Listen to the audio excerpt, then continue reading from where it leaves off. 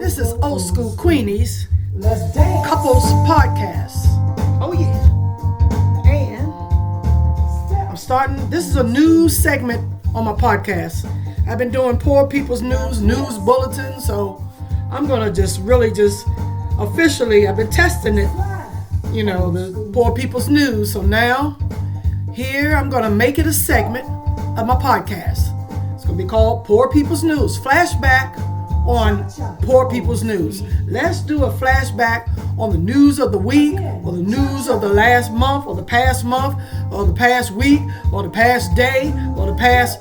This is our Poor People's News. That is still relevant. I'm only picking out clips that is still relevant, that you may have missed, that you may have a need to know. You will have a need to know that what you have missed. Poor People's News is very important, and is educated, and it help you plan for the future. So yeah, we need our Poor People's News. I mean, you need to hear most of the clips that I've captured.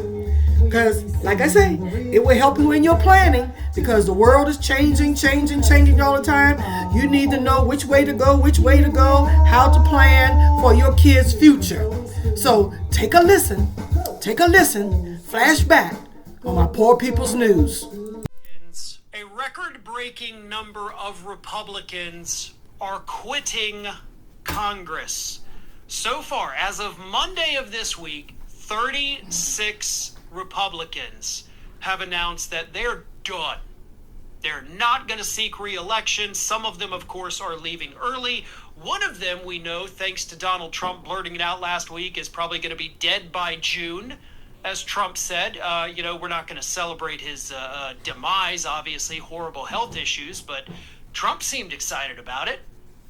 Nevertheless, the Republican Party has never seen this many people quit in a single election cycle ever. The closest they came was in the year 1930 during the Great Depression. I think there's some pretty good parallels there as well, right? We were a country in the middle of a Great Depression, and Republicans were like, hey, we're done. We're going to leave. Our tariff policy didn't fix the Great Depression like we thought it would. And bing, bang, boom, here we are, the year 2026, and pretty much the exact same thing is happening. By contrast, only 21 Democrats are not seeking re-election. Republicans are abandoning the sinking ship. The rats are jumping overboard, scrambling for those lifeboats, but they're not going to find them. You created this mess. You didn't just hit the iceberg, you steered headfirst into it. And now you want to leave because everything you did blew up in your faces.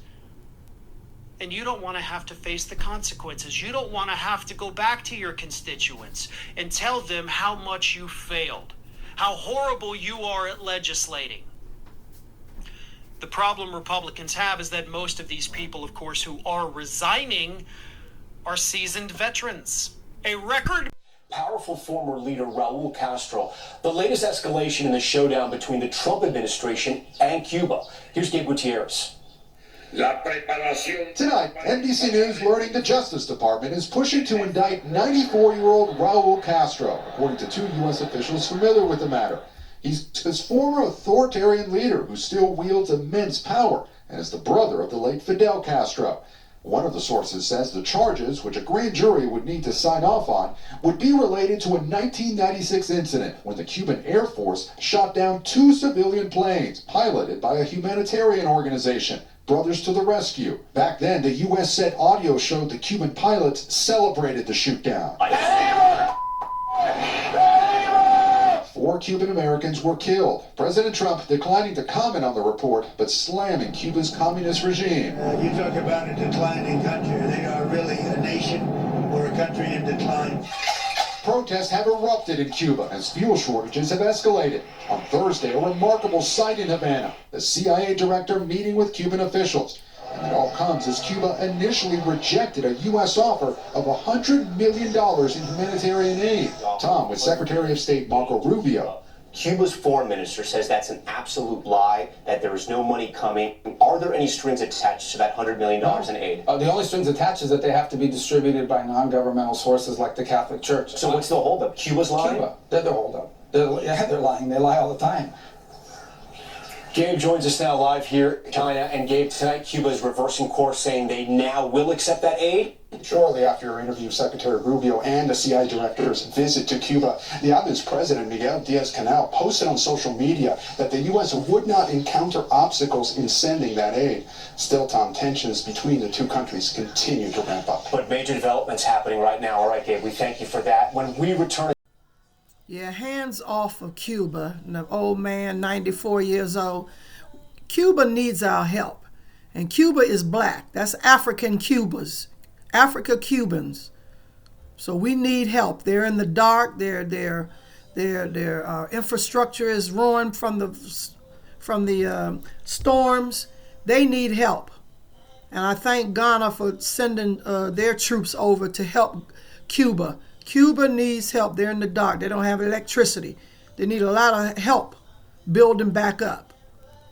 To all Africans around the world. Today is Monday, April 20th, 2026, and welcome once again to United States of Africa TV, the voice of continental sovereignty and truth. My name is Akosua Prempeh, and I am broadcasting from the United States of Africa. Today, we bring you an important and powerful discussion from the leadership of the Alliance of Sahel States, also known as AES, featuring Burkina Faso's President Ibrahim Traoré, speaking on the future of African sovereignty, regional security, economic independence, and the fight against foreign interference. In this exclusive message, President Traoré speaks openly about the priorities of the AES Confederation, including strengthening the joint military force, deepening true regional integration, fighting corruption at borders, and building stronger economic cooperation among Burkina Faso, Mali, and Niger. He also addresses the issue of foreign interference, especially concerning the European Parliament's comments about former Nigerian President Mohamed Bazoum, making it clear that Africa must no longer accept colonial attitudes from outside powers.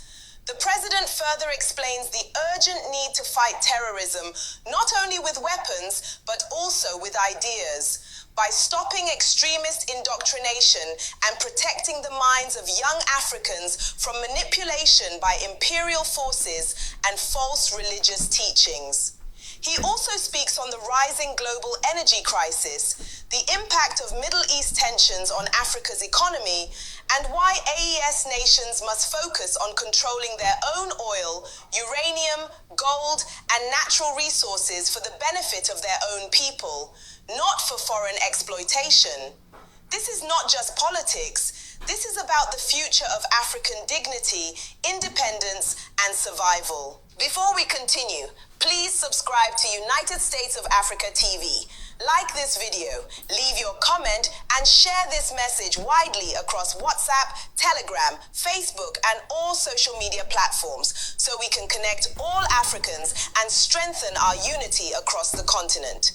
Africa must rise, and that rise begins with awareness, truth, and collective action. Now, let us watch and listen carefully. Because defense alone is not enough for a nation that intends not just to survive this moment, but to emerge from it stronger. Let me speak to you about what this war reveals. The conflict between the United States, Israel, and Iran is not fundamentally about nuclear weapons. I want you to understand this. The nuclear question is the justification. The real issue is control. Control of regional energy resources. Control of trade corridors. Control of political influence across the Middle East. This is about who writes the rules of the next 50 years of global power. And when powerful nations fight over who writes the rules, smaller nations get written out of the story entirely, unless they choose differently. Africa has been written out of the global story for centuries, through colonization, through economic extraction, through proxy conflicts that served foreign interests on our soil, through debt structures designed to ensure permanent dependency, through trade agreements that guaranteed we would always be the provider of raw materials and never the manufacturer of finished goods. And every single time, The justification was protection, partnership, development, security. The words were always generous. The results were always the same. We gave, they took, we suffered, they advanced. I am done with that arrangement. And if you are the kind of African who is also done with that arrangement, then what is happening tonight in Tehran is not just a foreign war to observe from a distance. It is a signal. It is a reminder.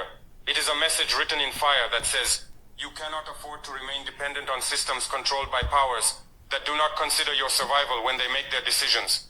America did not consult the African Union before launching these strikes. Israel did not consult a single African head of state. Iran's retaliation will not pause to consider the impact on West African fuel prices. None of them thought about us. None of them will think about us.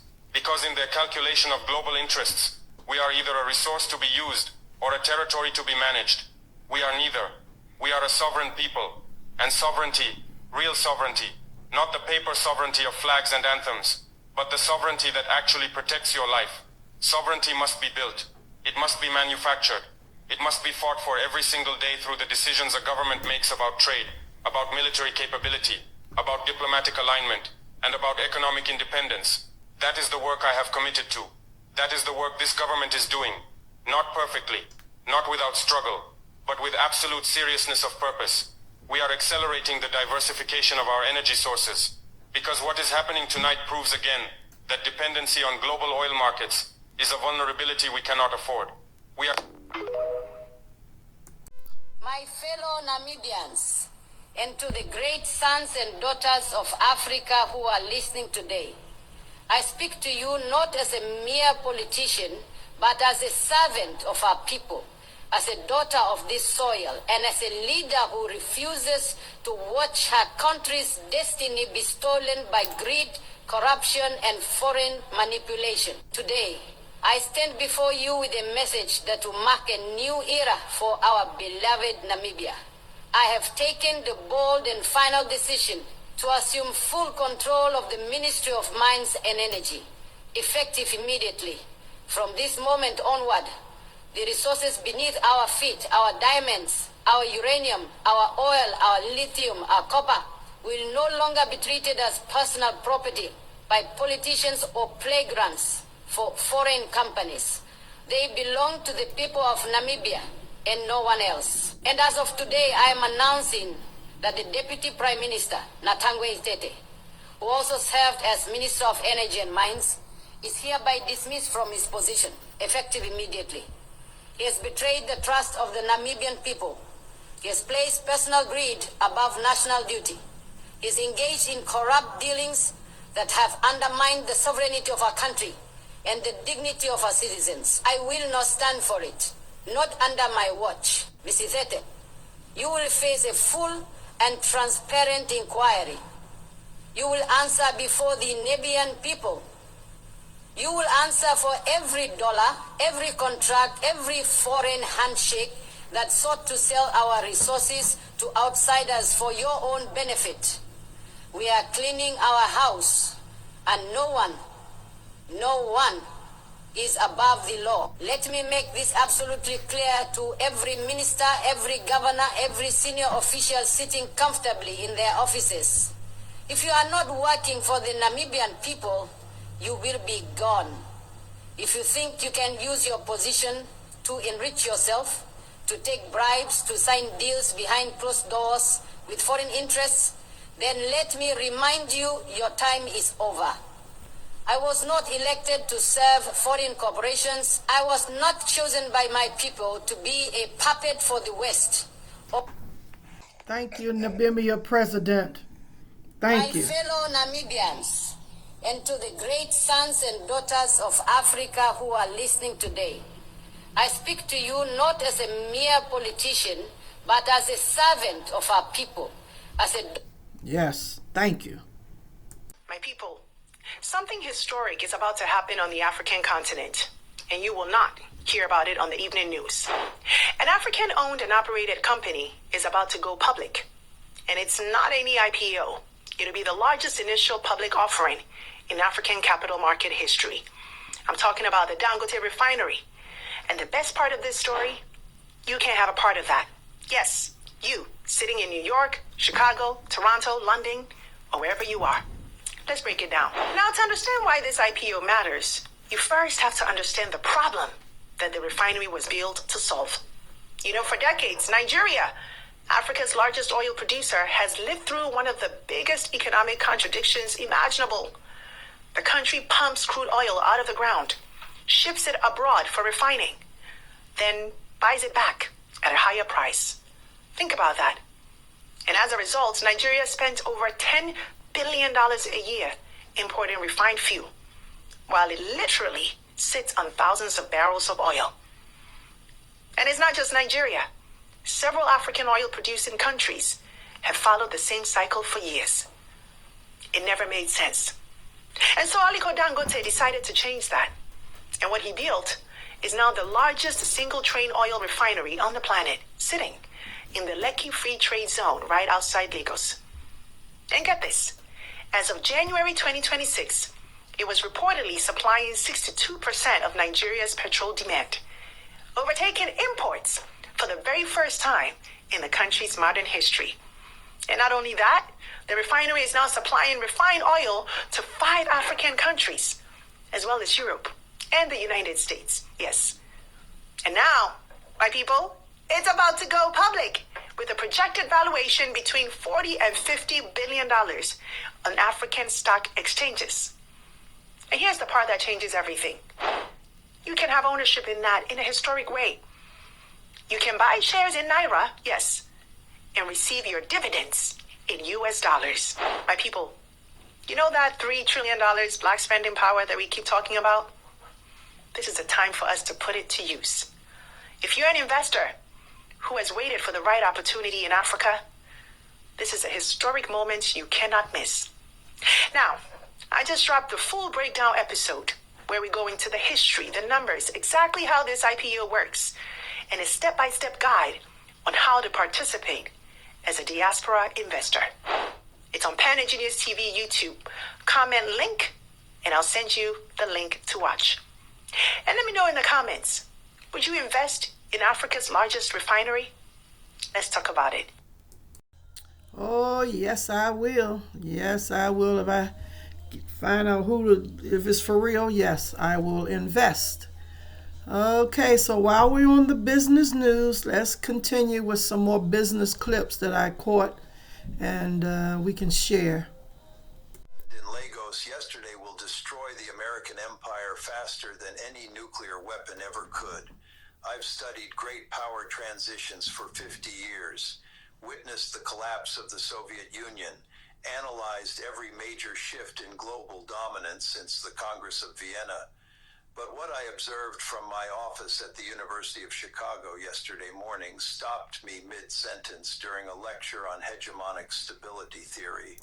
My phone buzzed with a breaking news alert that made every theoretical framework I've spent decades building suddenly, terrifyingly real. Trump just threatened military action against Nigeria, not for harboring terrorists, not for invading neighbors, but for accepting payment for oil in currencies other than the dollar. Let me be clear about what this means. For the first time in modern history, the United States has explicitly threatened war to maintain monetary dominance. We've crossed a line that even the most aggressive empires in history hesitated to cross. And Nigeria, this supposed client state that we've taken for granted for decades, looked us straight in the eye and said no. But here's what nobody in Washington understands yet. And this is where my analysis of great power behavior becomes absolutely crucial. Nigeria's defiance isn't just about currency arrangements.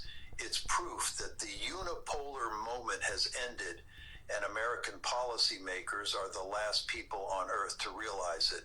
I need to take you back to a conversation I had in 2019 with a senior Pentagon official. We were discussing contingency planning for potential conflicts, and I asked him a simple question. What happens when countries stop needing our permission to trade? His response haunts me now. John, that's not a scenario we plan for. That's not a scenario that can happen. Well, It just happened. And the reaction from Washington proves we never had a plan for this moment. Here's what you need to understand about Nigeria's decision, because the mainstream media is completely missing the strategic implications. This isn't just Africa's most populous nation making an economic choice. This is the domino that starts the entire dollar system collapsing, and I'll explain exactly why. Nigeria sits at the intersection of three critical fault lines in global power. First, it's the gateway to West African markets, representing over 400 million people. Second, it controls some of the world's largest untapped oil reserves at a time when energy security has become paramount for every major power. Third, and this is the part that should terrify Washington strategists, Nigeria has become the testing ground for China's alternative economic model. But there's something else, what happened? Business in Africa, I would not start with a product. That's the first mistake. I would start with a system problem, because Africa is not poor. Africa is poorly optimized. There are gaps everywhere: logistics, payments, trust, infrastructure, and the one who solves friction owns the market. You're trying to sell hair, that's great. Sell clothes, open a salon, but you have not discerned the ecosystem failure around that industry. Let me show you something. In many African economies, the problem is not demand. There will always be a demand for a product, but the problem is distribution and trust. So if I enter, I'm not just opening a business, I'm building a system that removes that friction, whereas we can trust not only the product, but the system that will deliver the very product that I have placed my money upon. If you can build a system that creates smooth transition between product and customer, you have found a market that will never fail in producing profit margin. That I can assure you. If I was starting a business in Africa, I would not start with a product. That's the first mistake. I would start with a system problem, because Africa is not poor. Africa is poorly optimized. There are gaps everywhere: logistics, payments, trust, infrastructure, and the one who solves friction owns the market. You're trying to sell hair, that's great. Sell clothes, open a salon, but you have not discerned the ecosystem failure around that industry. Let me show you something. In many African economies, the problem is not demand. There will always be a demand for a product, but the when there is a war in Europe, where does the money run to for safety? It runs to New York. When there is fear in the Middle East, what do investors buy? They buy US Treasury bonds. So the United States has a perverse incentive. Peace is bad for business. Chaos keeps the dollar strong. Elon Musk says he wants to fix the US economy, but the US economy is currently built on two things: debt and war. If he cuts the debt, the economy crashes. And if he stops the wars, the demand for the dollar disappears. This is the corner they have painted themselves into. They need the chaos to survive. But the rest of the world is tired of paying the price. We are tired of importing American inflation. We are tired of our interest rates going up because the Federal Reserve made a mistake. The efficiency of the American empire has always been based on inefficiency for the rest of us. They feast and we pay the bill. But now the bill is too high, and the customers are walking out of the restaurant. And this brings us to the greatest irony of our time. History will likely look back at this moment and say, the man who did the most to destroy the American empire was the American president. I have a theory that I call the involuntary unifier. You see, the BRICS nations, Brazil, Russia, India, China, South Africa, we are very different. We have different cultures, different political systems, different interests. Under normal circumstances, it would be very difficult for us to unite. But we have one thing that brings us together: fear of the United States. Donald Trump and Elon Musk believe in America first. They believe that by slapping tariffs on allies and threatening everyone with sanctions, they are making America strong. But what they are actually saying to the world is, you are on your own. Every time Mr. Trump signs a tariff order, he is not protecting American industry. He is sending a commercial advertisement for the BRICS alliance. He's telling Brazil, you cannot trust us. He's telling India, you need a backup plan. So while Washington fights over wokeism and efficiency, we have been quietly building the plumbing for a new world. We call it the R5. It is a proposal for a new common currency: the real, the ruble, the rupee, the renminbi, and the rand. Now listen carefully, because the Western media will lie to you about this. They will say we are trying to create a new euro. They will say it is impossible. We are not trying to replace your local currency. You will still use reais in Brazil and rupees in India. The R5 is designed to be a unit of account for trade. Think of it like a digital token.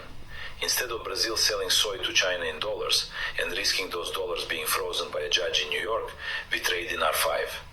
We back this currency not with faith like the US dollar, but with a basket of real assets and bonds guaranteed by our 5 nations. It is a safety net. It is a bunker. The United States has spent 80 years building a golden cage for the global economy. They gave us the dollar, but they kept the key. Now, Elon Musk is panicked because he sees the cage is rusting. He is trying to weld it shut with austerity and efficiency, but he is too late. Because of his aggressive policies, because of the weaponization of the dollar, the rest of the world is no longer trying to fix the cage. We are building a key to open the door. This brings the entire argument home. It moves away from the specific news about Elon Musk and delivers the final diagnosis for the viewer. Mr. Musk is a brilliant man. He has built rockets that can land themselves. He has revolutionized the electric car.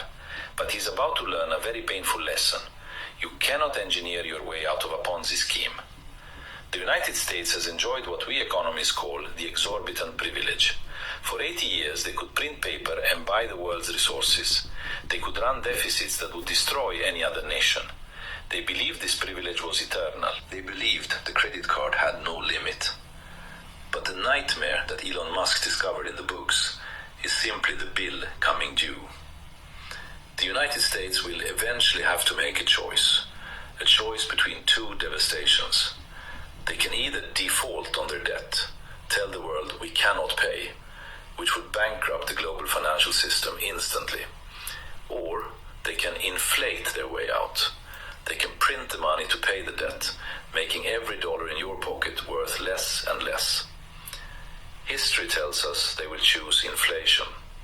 It is the coward's way out. It is the slow death. So the efficiency you see on the news, it is theater. It is rearranging the deck chairs on the Titanic while the band plays God Bless America. The transition to a multipolar world will be messy.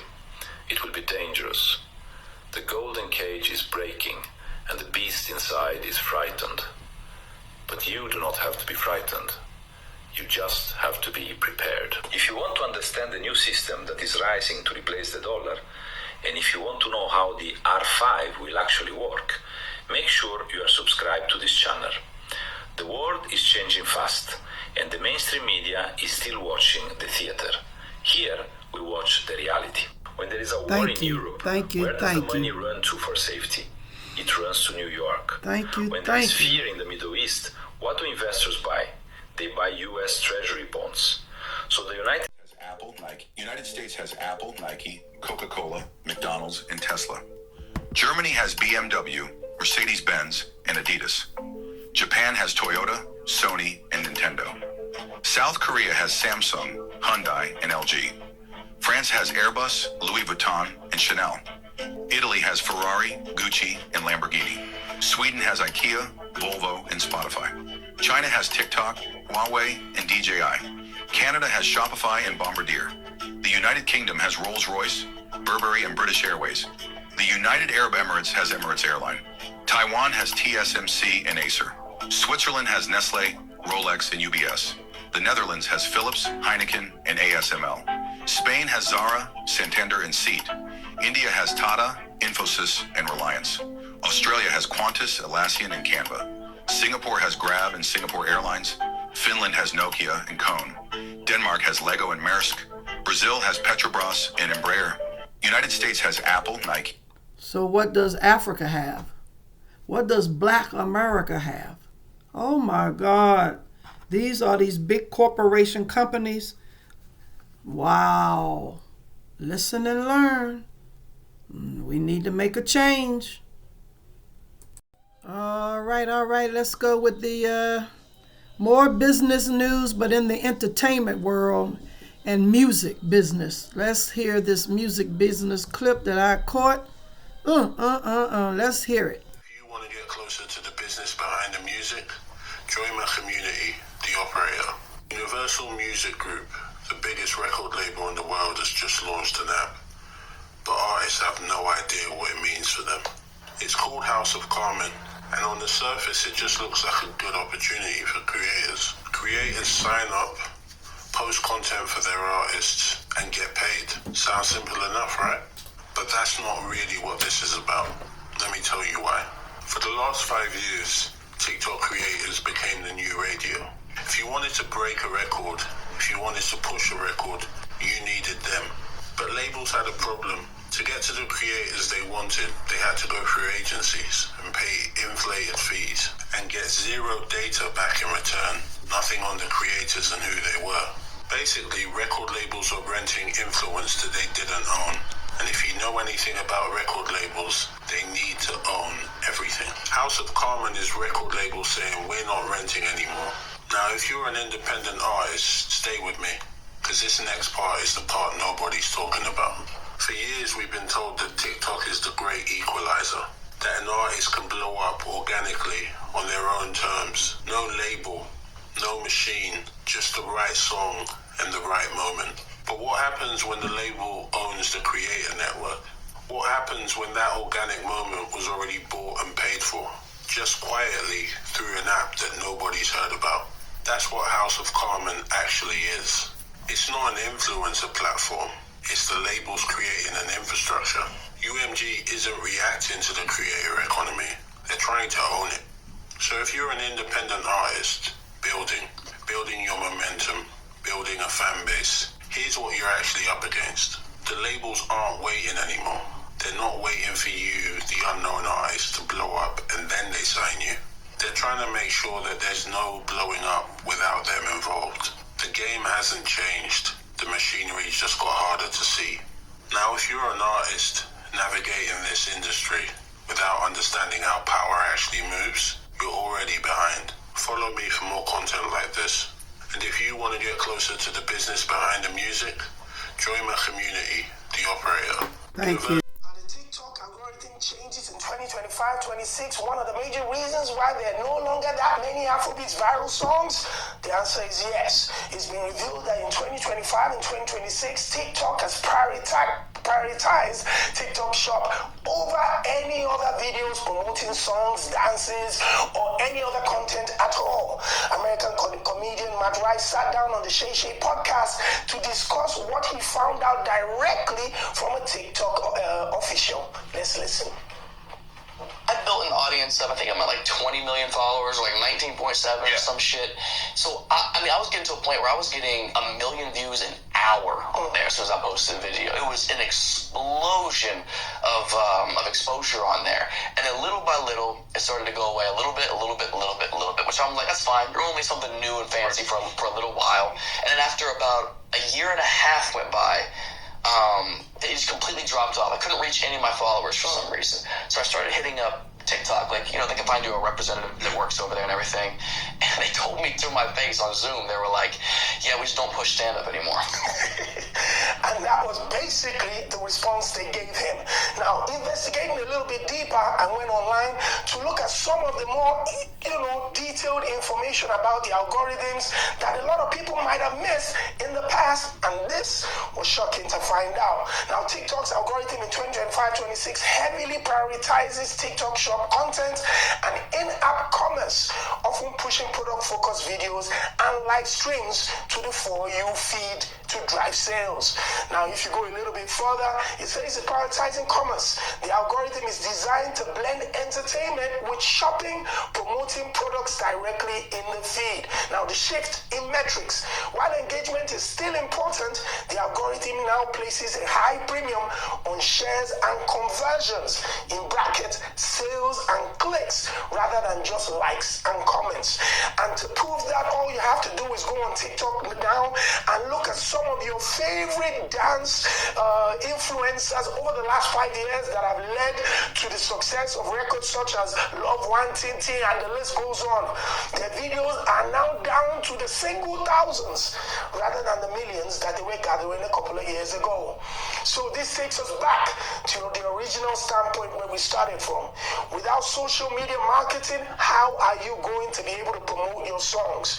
The records that people started to make solely to direct engagement on TikTok now has to go back to what it was before. Make good music and promote it the original way.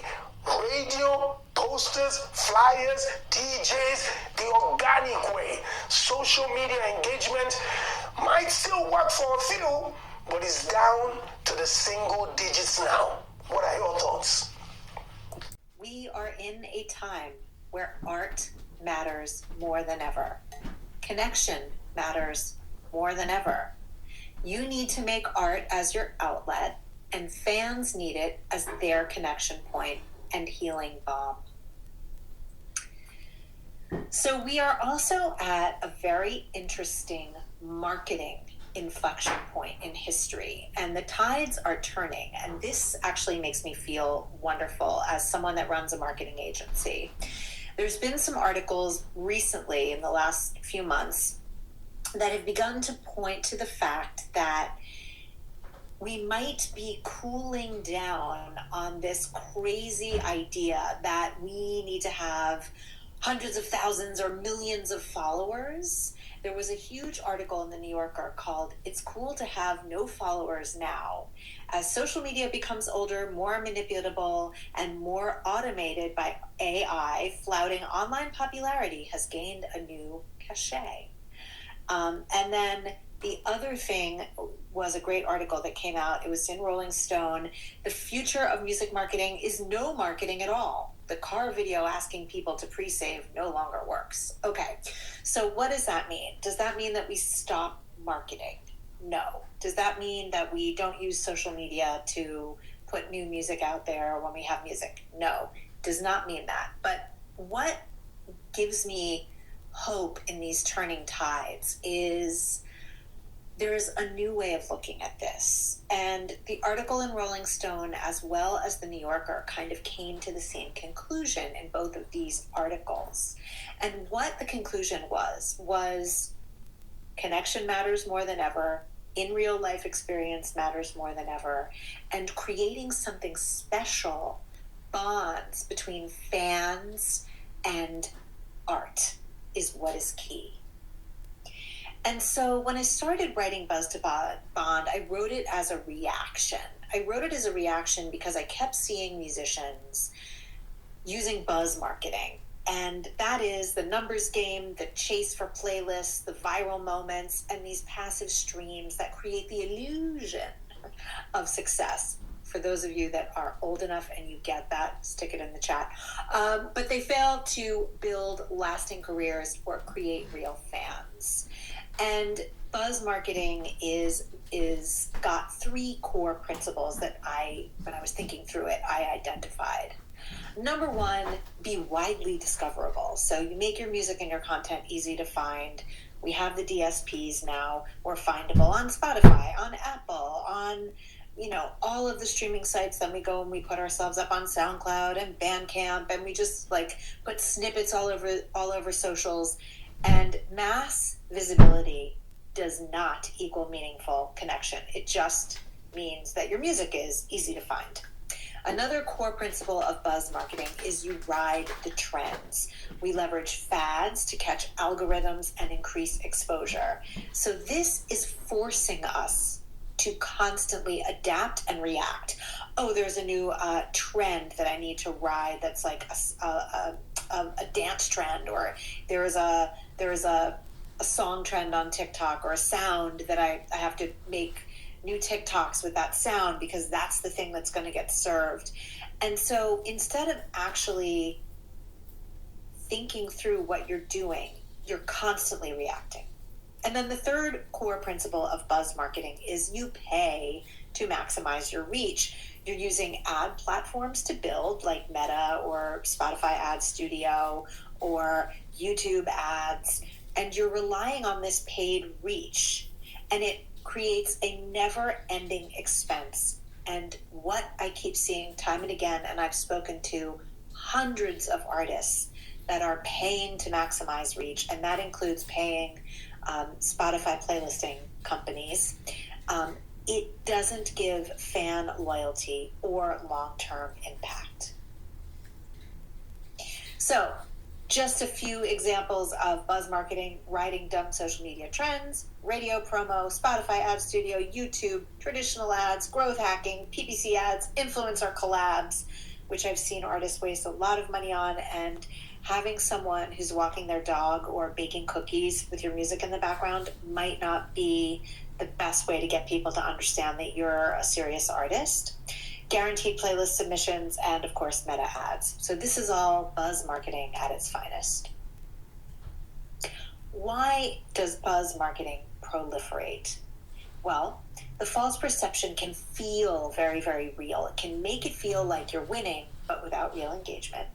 Those big numbers and viral moments are often just a deceptive illusion that makes you feel connected, and the numbers feel good. It actually does feel good when you click and you see the numbers.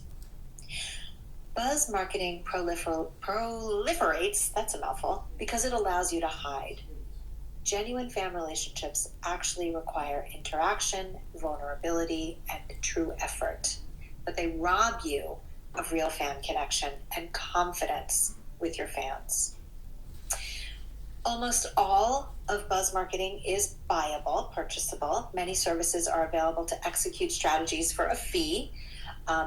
So that means you can buy it and go away. You don't have to worry about it. So you're getting followers, you're getting Spotify numbers, you're getting guaranteed plays on Spotify, and you don't even have to be there. And oftentimes, if the numbers sound too good to be true, they likely are. And the number one reason why buzz marketing proliferates is it allows you to do what every artist really wants to do, which is just make music. The work of building an engaged and bonded fan base does take skill and patience and consistency. So if your goal is to create for the love of it with no pressure to monetize, that's absolutely okay. But I want to talk about some other things before we get into bond marketing. So the first thing I want to say is, if you were not aware, Spotify was doing some kind of shady stuff and still is. Aside from the fact that they are allowing their platform to be flooded with a lot of AI slop, they just stopped, but they stopped not because they were told to stop. They stopped because their ad campaign budget was used. They were running ICE recruitment ads. And I don't know how you feel about that, but that didn't make me feel very good. And also, Spotify's founder, Daniel Ek, spent $694 million, which was money that he earned off of the backs of artists, to invest in a major defense tech firm. And he founded some major weapons of war. So if you're a pacifist or you care about humanity, these two things might not have felt good. If you didn't hear about them, here they are.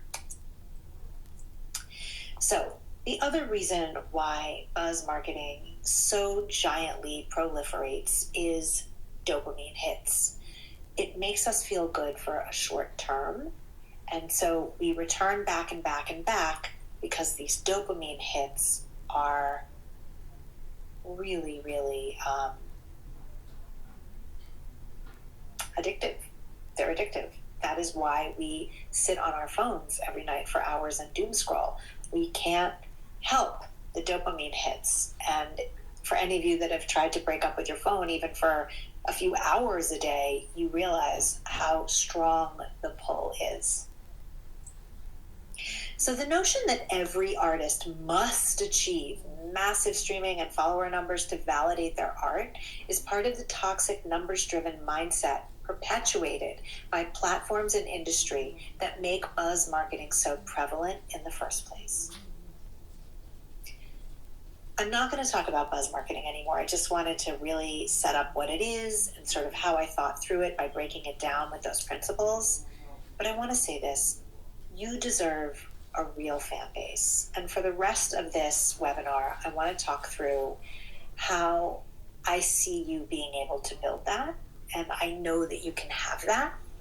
I also want to say that in the book From Buzz to Bond, I have what we call the bond marketing funnel. And the bond marketing funnel, I'm going to step you through all of the steps in it so that you can get a sense of how you could begin to build a real fan base, which likely you already have some, of course. Michael did a wonderful introduction for me, and I think you already have a sense of who I am, but just in case, I'm Ariel Hyatt. I am the founder of Cyber PR Music. I have been a cheerleader for independent artists for my entire adult life. I've been helping them market smarter and stay sane basically since the dial-up era. And my agency specializes in being thinking partners, whether that's for publicity or for long-term strategy planning. I have written 7 books, and it is my absolute pleasure to support artists by helping them feel like what is overwhelming and confusing feel unconfusing. I'm born and raised in New York City. I survived an actual Gossip Girl high school, and I still live here today. Oh, yes, we do. We have an entire blog about Linktree. You can find it at cyberprmusic.com. If you do go to our blog and search Linktree, we do have some best practices. Linktree is wonderful. We love Linktree here, and we have experimented with a lot of Linktree over the years, and we've discovered that no more than 5 links should be on your Linktree. Otherwise, you could be overwhelming and confusing people. So that would be a definite point. Definitely put your email sign up in your Linktree and explain that they're going to get something cool there. And make sure that your Linktree is always being updated. It's so easy that you update it with a new track or an event that you have, and then you forget about it, and weeks go by, months go by, and it's like May and you still have your holiday track up in your Linktree. So those are some quick things off the jump. 5 links, email list sign up. Definitely make sure that you're consistently updating it, and of course sharing it across your social channels is key. All right, we got a little sports news here that we got to look out for. These scouts coming up here dangling money to our teenagers, and our young teenagers at that. So let's take a listen to this little clip that I caught about these little leagues and these junior leagues and these middle leagues, scouts coming around with some money and all to grab our kids. We had a chance to highlight a high school student who was receiving his first NIL deal. I found something that I loved. I found something that I wanted to do. And, since then, I've always been playing football since I was 4. And how old was that young man? 14? I think it was 14 or 15.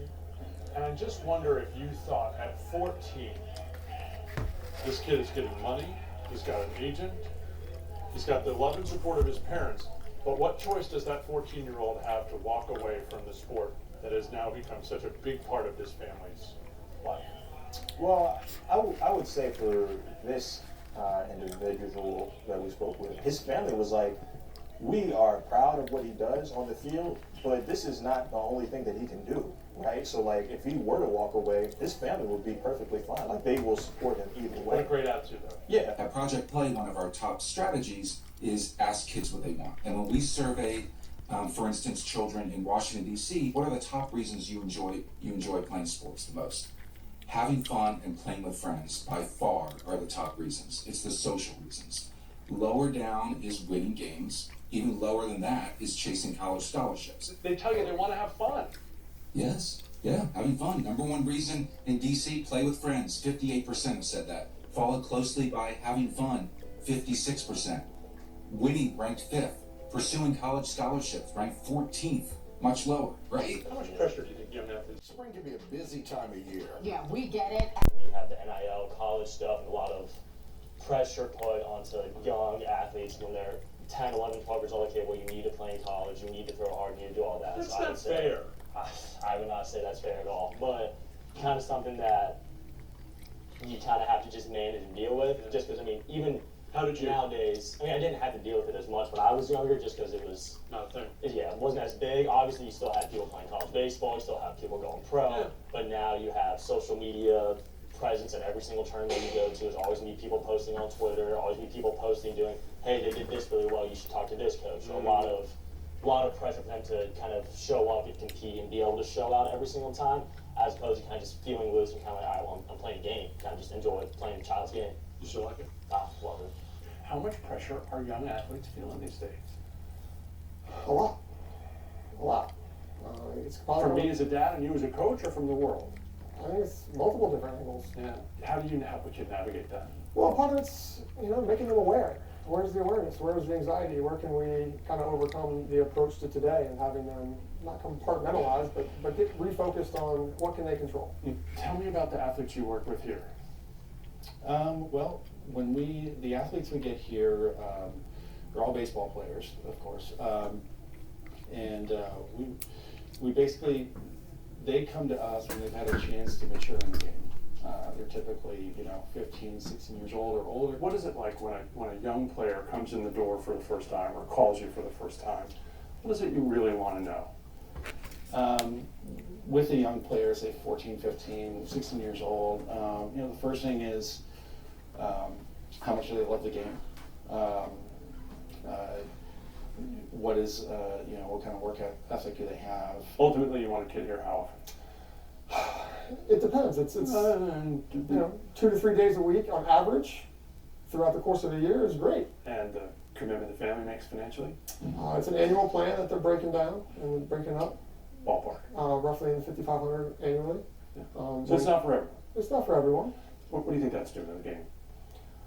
I think it's making kids better earlier, which, again, like they're identified earlier as having talent. Has that, with the number of jobs and amount of competition out there, has that squeezed out other kids, potentially? For me, myself, I was a late bloomer. Maybe some of those late bloomers aren't getting the attention or the opportunity. I think, it's not just baseball, but I think there's more of a selection process at early ages. And this is different than, say, 10, certainly 15, 20 or more years ago, where more players are being found at earlier ages that have some potential, they have some talent, and they're being, the kid and the parents are being exposed to like more serious, organized baseball at early ages, and it creates this kind of desire or need to, okay, how do I supplement this with performance training? How have kids' sports changed? I'll go back to the word access, and there's more teams, there's more leagues, there's more travel, there's I'm not sure how much of some of it's pushed the level of play. We're seeing younger kids having higher skill sets than we had at that level. Is it squeezing kids out of the game? Whether it's baseball or basketball or football or soccer or whatever it is, it's squeezing some kids out? I would actually argue it's bringing more kids in. How? Because the stats would say different. Right. There's more teams. There's more and more teams, more travel type programs, or just kind of organized programs. There's more. There's a desire for programs to fill their rosters and bring more kids in. Can people get squeezed out because of that? Perhaps. John, you've covered sports or researched sports now for decades. How did we get here? Oh, long story, right? I mean, it's a tough question to answer. I mean, one of the biggest things is probably just that as Americans, we're highly competitive. We're just a very highly competitive society. Our program at Project Play has studied and done research about other countries, including Norway, for example, penalties and fines if organizations don't do that. Now, I'm not saying that this could all occur in the U.S. We're highly competitive, we're different, but a key factor of why we're where we're at is youth sports in America is also very unregulated. It is all over the place. We've had our experiences as parents when we were younger as sports. It's your child's turn. How are you going to do it as a dad? Man, that's the question. One, it's Are they healthy? Are they happy?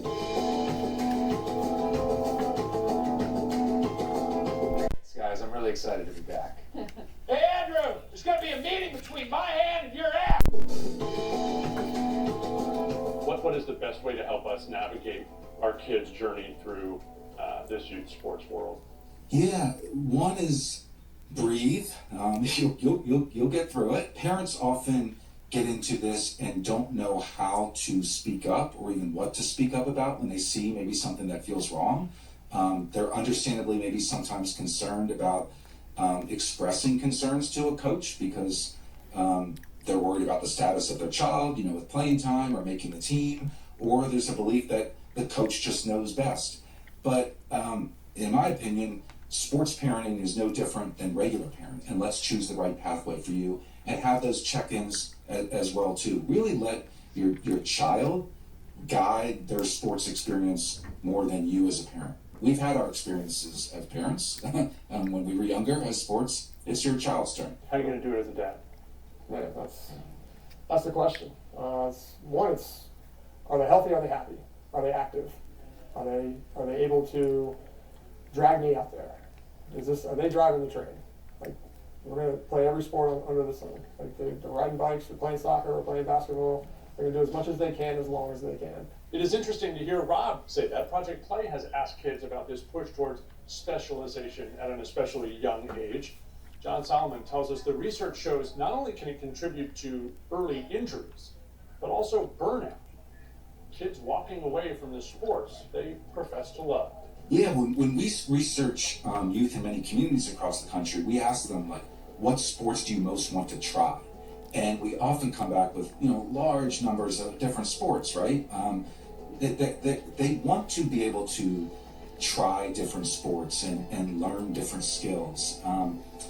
There is research showing that playing one sport year-round, particularly at younger ages, can increase the risk of overuse injuries, can increase burnout, causing children who may want to quit. If you enjoy this kind of context, and we sure hope you do, we'd love for you to check out more of it on NBC Washington's YouTube page. Like it, subscribe to it. Tell us what you think about it in the comments. I'm Ted Oberg from the News 4 IT. I'll be here, working for you. Thank you. Context for more context. All right, parents. So y'all heard that, right? We can't be pushing our kids too much just for some money, Oh my God! So I'm glad. I hope you heard these scouts and all what their thinking is for kids 13 and up. They're going too young. Anyway, let me close out with a couple of more short clips, and then we'll call it quits. Retail sales climbed last month despite higher gas prices, but the picture isn't all rosy here. Maribel Aber joins us with that and the rest of your top Money Express headlines. Maribel, what do we know? Hey Brad, so prices may be sharply rising, but consumers are still spending. Retail sales ticked up 0.5% in April. That's according to the Commerce Department, and that was in line with market estimates, but more than 1% lower than in March. Despite higher gas, food, and energy costs, labor market remains resilient. The current unemployment rate is holding steady at 4.3% after a stronger than expected April jobs report. Whole Foods is expanding its smaller format grocery concept, Daily Shop, into 3 new U.S. cities. Locations in Boston, Chicago, and Philadelphia will open over the next 2 years. The shops are designed for dense neighborhoods that have limited space, but a high demand for quick access, fresh food. There are currently 8 Daily Shops in the U.S. and UK, with additional sites in New York and London planned for this year. It's officially here. The dill pickle flavored Pabst Blue Ribbon beer. The beverage company is partnering with Grillo's Pickles for the limited time release. It's available at most major grocers and retailers nationwide. There's even a pickle PBR locator on the Pabst website, plus pickle themed merch, Brad. Maribel, what in the pickles is happening this year? I mean, this pickle PBR is everywhere, it seems. There's even a NASCAR tie-in? Apparently the Pickle Mania has entered NASCAR too. Brad, the Pickle Beer Ford Mustang recently raced at Talladega, finishing 9th with driver Noah Gragson at the Jack Links 500. Brad, proof that if a trend catches on, brands will find a way to put it everywhere. All right, you're not going to catch me losing in a pickle mobile, that's for sure. I'm definitely going to at least come in top 10. Maribel, thank you. driving in circles over and over and over again. So what went wrong? Tom Costello now with the video. You might call them wayward Waymos, one after another driverless taxis, streaming into several Atlanta cul-de-sacs at virtually all hours of the day and night. So as more were coming in, more were going out. It was just a constant stream of coming in around the circle. After roughly 50 of them showed up last weekend, the annoyed neighbors put out a traffic turtle, but that only led to longer backups. One of them almost did run over our cul-de-sac cat, Buddy, and so that was the final straw. The robo-taxis appear to be in a holding pattern, waiting for their next assignment. Waymo tells NBC News it has already worked with our partner to address this routing behavior. It's the latest Waymo speed bump, coming just days after the company recalled nearly 4,000 robo-taxis for software fix after some cars in Texas and California drove into flooded streets and stalled. In recent years, Waymos have also failed to yield to school buses and caused rush hour gridlock. Nothing we are doing today with automated vehicle technology is safe enough. It's got to be better tomorrow. And that is the change in trajectory we need for vehicle safety in America today. Waymo says it's already identified a software fix for the flooding issue, and it's refining its operations in extreme weather, and says it's 13 times safer than humans in crashes involving pedestrians. Tom Costello for us. Tom, we thank. All right. That's the end of my Poor People's News. Leave your email for you to get more notifications on what's coming down the pike on my podcast. This is Old School Queenies Couples Podcast. Tune in on Sunday for Sunday worships episodes, and my Tuesday, Topic Tuesday episodes is on couples relationships. Every Tuesday, me and my old school brothers try to give you some advice and some pointers on how to make your relationship last. Yes. So this is Poor People's News and Old School Queenies Couples Podcast. Thank you for tuning in. Leave me a message or a comment on my website, oldschoolqueenie.net, oldschoolqueenie.net, or leave your email. All righty. Thank you.